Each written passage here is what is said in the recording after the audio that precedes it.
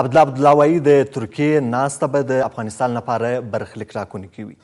عبدالله له رسنیو سره په خبرو کې ویلي دي چې که څه هم د افغانستان د سولې د پروسې په اړه باندې اندېښنې شته، خو د ترکیې ناسته به د افغانستان د خلکو لپاره برخلیک ټاکونکې وي. نوموړي د همدې خبرو پر مهال باندې له طالبانو سره مشارکت هم نه دی رد کړی. موږ د همدې موضوع په تړاو باندې بحث لرو. په بحث کې راسره د حزب اسلامي متحد افغانستان ګوند مشر وحید الله سباون راسره دی. سباون صاحب، تاسو ته هرکلی وایو. ستاسې باور هم همدغه دی چې لکه څنګه چې عبدالله وایي د ترکیې کنفرانس به د افغانستان په اړه باندې برخلیک ټاکونکی وي؟ بسم الله الرحمن الرحیم وصلح خیر. السلام علیکم ورحمت الله. وعلیکم. خدایم په خیر لره. من د سولې طرف یو او سوله غواړو او د سولې لپاره کوشش کوو، ځکه چې د الله هم خوښه ده او د ملت هم غوښتنه ده او د حالاتو هم دا تقاضا ده او دنیا هم پروژې هم په دې سوله کې لګېږي او څه په اخلاص باندې هم لګېږي. خو سوله زموږ د زړه نه او د فکر نه د ملت د غوښتنو په اساس او د الله د امر په اساس موږ سولې ته ژمن یو، سوله غواړو څومره چې توان. نو سولې مذاکرات طالبانو سره وشو په دوحه کې، بیا زموږ او د هغو منځ کې مذاکرات شروع شو، بیا 15 میاشتې مذاکرات یو طرز العمل ترتیب شو، بیا په اجنډا باندې بحث روانو. په دې کې د امریکا کې نوی حکومت راغی، تغییرات را، نوی حکومت ویل چې موږ د دوحې په تړون باندې بررسي کوو، بیا نوې خبره کوو. نو په دې کې ځان راغی منځ ته او دلته تاوتریخوالی زیات و، جنګ ادامه کوله. نو په دې کې روسیې ویل چې موږ هم نګران یو په دې کې، امریکا په دې فکر باندې چې روسیه او د چین او د دې پاکستان د دې نظریات هم ځان سره ولري چې دې سولې ته او روغې ته ژمن دي او د زړه نه غواړي او که نه هسې دغه کوي. دا خبرې هسې د دوی د یو مشکل په وجه دي. نو هغه خو د مسکو غونډه مخه شکل باندې د ترویکا هغه کوم چې د دوی غوښتنې وي او یا د دوی پالیسي وه، هغې خپله پالیسي دغسې د سولې په نفع اعلان کړه. دوی دا تایید وشو چې موږ د دوحې د تړون خلاف هم دی او د قطر د تلاشونو او د زحمتونو هم خلاف نه او د استانبول د راتلونکې غونډې هم تایید کوو، هم پکې برخه اخلو. دغه مقدمه چې تیره شوه، نو په دې کې بیا امریکې مستقیما مرچی پلاوی د امریکې دی او خلیلزاد صاحب مشر دی او امریکا په دې کې مسؤلیت په غاړه لري. طالبان سره هم دوستي ده، حکومت سره هم دوستي ده. د دواړو دوستانو ترمنځ د دې افغانستان د ملت د پاره یو نماینده حکومت طالبان او د حکومت په شراکت او په مشوره باندې ټول شي. نو په دې کې جدي هلې ځلې کوي او هغه ولې هغه وجه دا ده چې جو بایدن رئیس جمهور د امریکا ویل چې زه په دې مې اوله پورې ډېره سخته به چې زه قواوې وباسم، نو زه به د طالبانو سره یو تفاهم کوم. طالبانو ویل چې موږ او تاسو یو غټ ملک یاستئ او موږ یو د واړه ملک په نمایندګۍ هم تاسو ته تعهدات کړي دي، نو ښه دا ده چې تاسو خپل تعهد ته ودرېږئ او دغه کوم تړون چې موږ کلی دی دا مات نه شي. نو په دې کې بیا څه امریکایانو نظریات دا دي د ناټو په شمول چې طالبانو تاوتریخوالي کې زیاتې کړې ده، دا د دوحې د تړون خلاف دی. نو او طالبان ویل چې موږ هغه کوم چې خلاف ورزي کړې موږ نه شوې ده، نو امریکا هم بمباري کړې ده، خلاف ورزي کړې ده. نو په دې کې بیا داسې مجال شته دی چې هم امریکا عجله وکړي او هم داسې څه وخت د طالبانو دپاره مبلول شي او د امریکا دپاره مبلول شي او د افغانانو دپاره هم د سهولت یو لاره شي چې هغه کې اوربند رامنځته شي او په هغه کې د رښتیاو د دواړو خواو په شراکت باندې پروسه شروع شي او ټول ملت په دې باندې چې تږی دی دغه اوبه وڅښي. نو په دې خاطر باندې سباون صاحب اجازه راته راکړئ وبخښئ چې ستاسې خبره کته کوم. یو خو ارماني خبرې دي چې موږ وایو موږ ټوله د سولې غوښتونکي، هر څوک وایي د سولې غوښتونکي، او یو عملا څه چې پیښېدونکي دي. ستاسې باور څه دی اوسنیو حالاتو ته چې تاسې ګورئ؟ یو خوا د ملکیانو مرګ ژوبله زیاته شوې ده، بل خوا د طالبانو عملیات د امنیتي ځواکونو پر ضد باندې یا د امنیتي ځواکونو عملیات د طالبانو پر ضد باندې ډېر شوي دي، بل خوا امریکا وایي چې موږ نه وځو او طالبان وایي چې باید ووځي.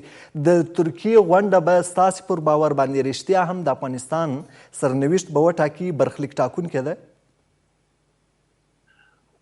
شهیدا ځوانه زه خو عادي سړی نه یم او تا ته ما افغاني خبره نه ده کړې. تا ته ما عملي د دوحې نه نیولې مسکو پورې او بیرته امریکا پورې او بیرته زموږ حکومت پورې تا ته ما تا خو جریان ته تشریح کړي، خو زما پوښتنه همدغه ده سباون صاحب. اوس امریکا په دې کې خپل پلاوی را لېږدلی خلیلزاد د ترکیې د حکومت سره کتلې دي. د ترکیې د حکومت لپاره امریکا کوشش کړی دی چې مصر سره روابط ښه شي او داسې نور د پاکستان سره روابط ښه دي او دا د افغانانو سره په مجبور کې روابط ښه دي. نو هغې ته دا خبره کړله چې ته میلمانه هم ومنه او موږ سره په دې سولې کې په دې عجله کې همکاري وکړه. همدارنګې هغوی پرونه جو بایدن مستقیما خبرې کولې چې موږ تصمیم نیولی دی او موږ د افغانانو منځ کې سوله کوو. نو جرګه امریکا ده چې امریکا وایي زه سوله کوم، نو حکومت به څه ووایي او طالب به څه ووایي او د ملت به پکې څه ووایي؟ ملت دا غواړي چې سوله وشي او طالب وایي زه سوله کوم.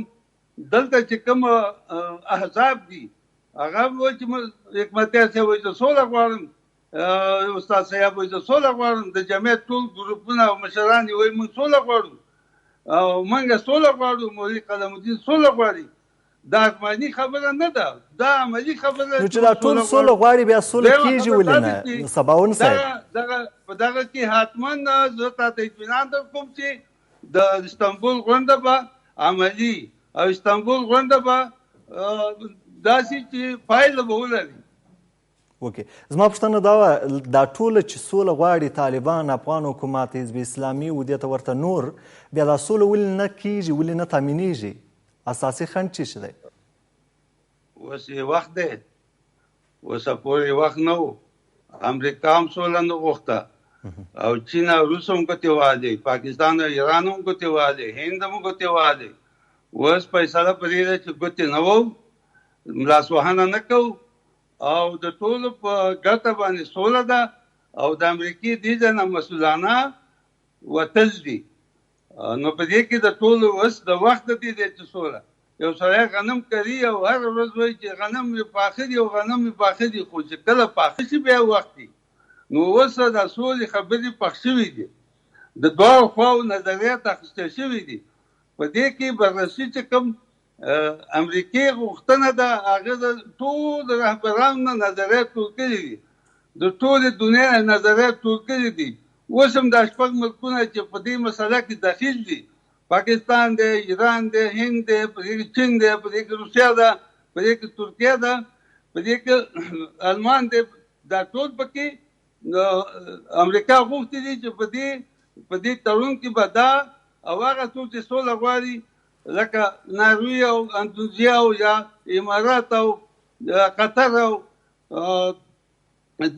پکې دا ازبکستان دغه خلک چې سوله غواړي، دا ولې دا فیصله په دې چې امریکا خپل به دا فکر و چې که زه غونډه کوم خلک به وایي چې امریکا لاسوهنه کوي او یا امریکا طالبان باندې فشار راوړي او یا امریکا په حکومت فشار راوړي. نو کار یې اوس پر ملل متحد ته چې اتحاد غوښتلی شي او ته د سولې کورې، د روغې کورې، د جوړې کورې، نو ته ټول ځي داخل خلک وغواړه. اوسه پورې چې کوم د ترکیه سفیر کړی دي خلکو سره، مختلف خلکو سره لیده کاته کړي دي، هغوی اطمینان ورکړی چې موږ غونډې ته ځو. او امریکا خپل دریځ نن اعلان کړی دی چې زما دریځ دا دی چې په دغه سوله کې، په دغه وخت کې، په دغه استانبول کې به نتیجه اخلو. تاسو د ګټو خبره وکړله، یو د بهرنیانو ګټې دي چې د افغانستان په سوله کې د دوی ګټې خوندي کیږي، او بل په داخل په افغانستان کې د سیاسي کړیو یا سیاسي ګوندونو یا سیاسي ډلو یا د جګړې د شکیلو لورو ګټې دي. که د افغانستان پر داخلي ګټو باندې د سیاسي ډلو او همدارنګه د جګړې د شکیلو خواو بحث وکړو، څه فکر کوئ دوی به یو تفاهم ته ورسېږي؟ که څه هم عبدالله ویلي دي چې موږ له طالبانو سره مشارکت ته تیار یو، طالبان به دا ورسره ومني؟ مصالحې شورا او حکومت نږدې دي او د دواړو نظریات دا دي چې حیات هم ځي او د مشارکت حکومت کې هم اوس هغه مخکې چې تاوتریخوالي خبرې کېدې، ترخې خبرې کېدې او تاسو زما خبرې نه اورېدې، او دغه هغه وخت هم تاسو د حکومت نمایندګي ویل ده، 10 ورځې مخکې هم تاسو ویل ده او تاسو نن خبرې ویل دي چې موږ برخه اخلو او حیات هم په خپل سویلي ګو.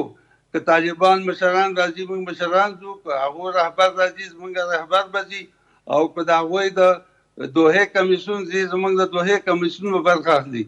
او نو په خپل ته داسې ده چې امریکا غواړي چې د دې نتیجه واخلي.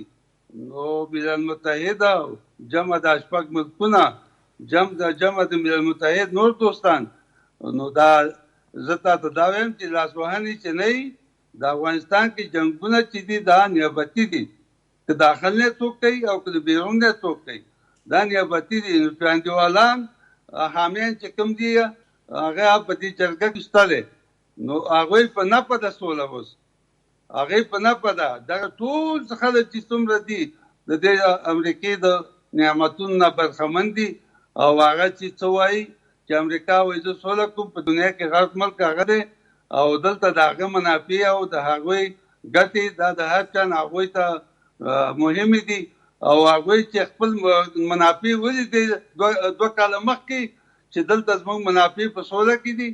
امریکې خپل اعلان وکړو چې زه طالبان څخه خبرې کوم او سوله کوم. د طالبان څخه زه سوله کوم، خو طالبان یو ګروپ نه دی. نو طالبان بالاخره کوششونه د طالبان دوستانو طالبان په خپل بالاخره خبره په دې شو چې طالبانو یو شورای سیاسي، یو شورای رهبري، یو شورای نظامی د درې واړو اطمینان ورکړو چې موږ یو لاسي وای نو ماته امتحان.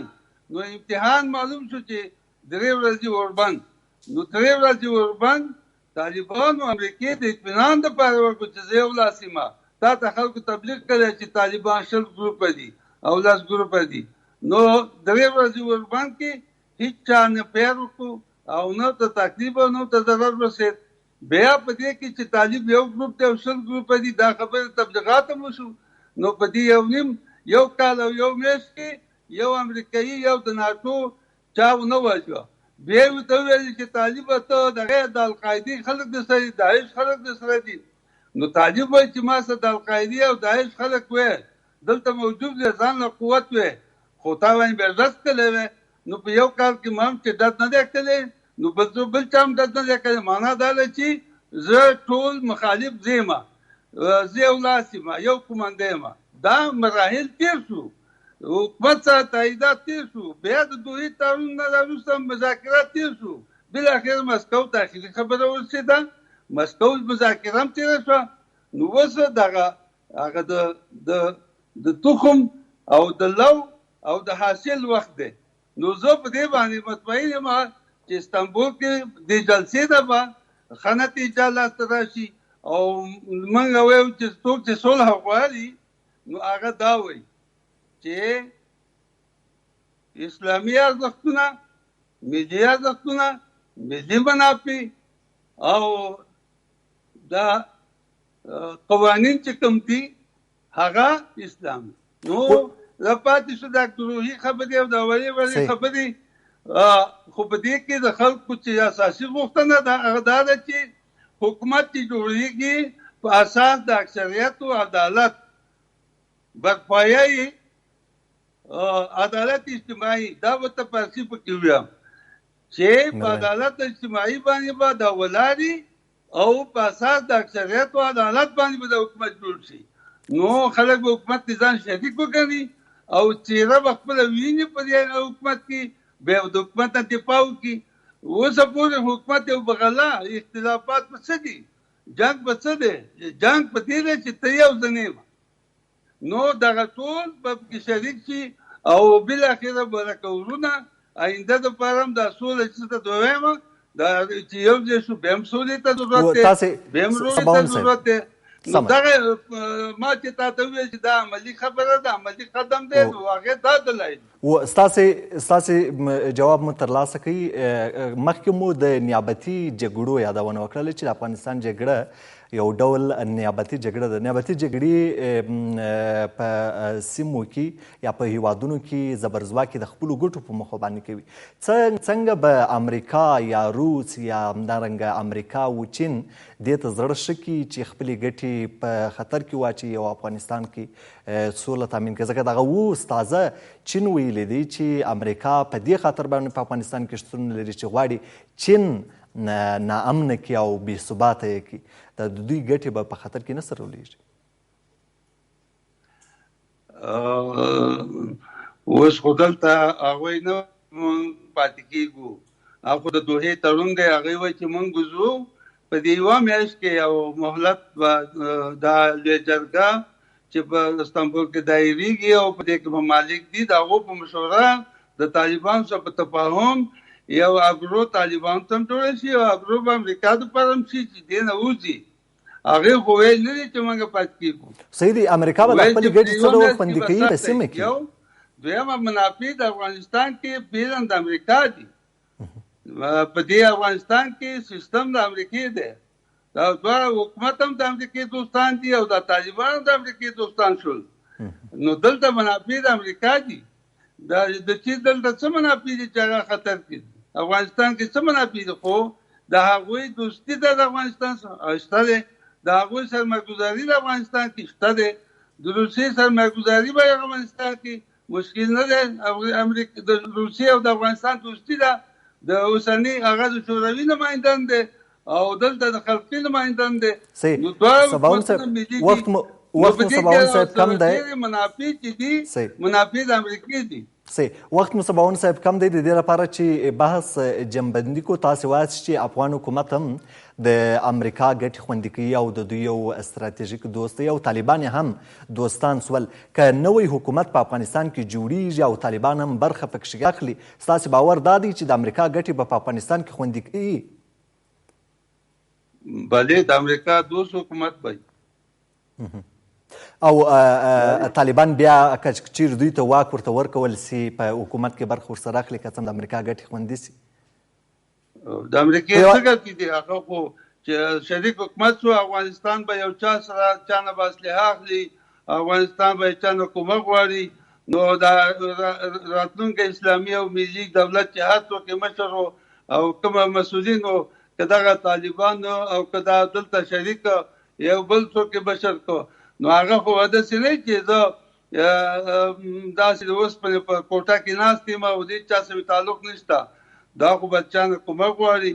موږ د همسایانو سره خپله دوستي غواړو، منطقې سره دوستي غواړو او همدارنګې د لرې دنیا سره چې یو غټ متحد زموږ وي چې زموږ سره کومک وکړي. زموږ وطن په وچه کې دی، محاط په وچه دی، مشکلات لري، تجارتي مشکلات لري، ترانزیتي مشکلات لري. نو په دې اساس باندې موږ خو یو مملکت دی چې موږ ټول تولید هم دوره نه دی لکه مصرف چې څومره دی. موږ یو مصرفي ملک توپیر به همسایه دوستۍ ته هم ضرورت لرو، د منطقې هم او د امریکې دوستۍ ته هم ضرورت لرو، د اروپا دوستۍ ته هم ضرورت لرو. موږ یو مصرفي ملک کې د هر چا سره باید زموږ تعلقات حسنه وي. موږ د ناټو پک نه یو، موږ د ناټو پک به نه یو.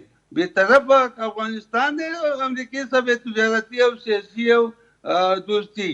توپیر به او دا فیصله شوې ده، دا فیصله شوې ده چې افغانستان به د چا خلاف نه وي او افغانستان کې به څوک مداخله نه کوي.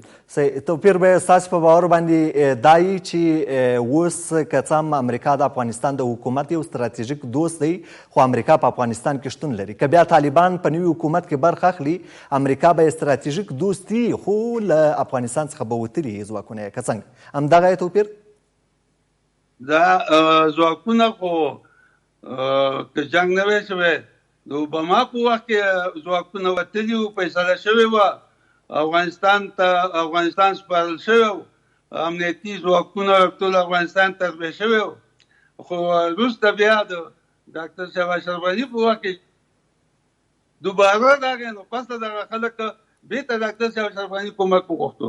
مخکې فیصله شوې وه او هغه اوس چې پوځونه وځي نو زموږ هغه ستراتیژیک تړون چې کوم د امریکې سره دی هغه په خپل ځای دی او د حضور د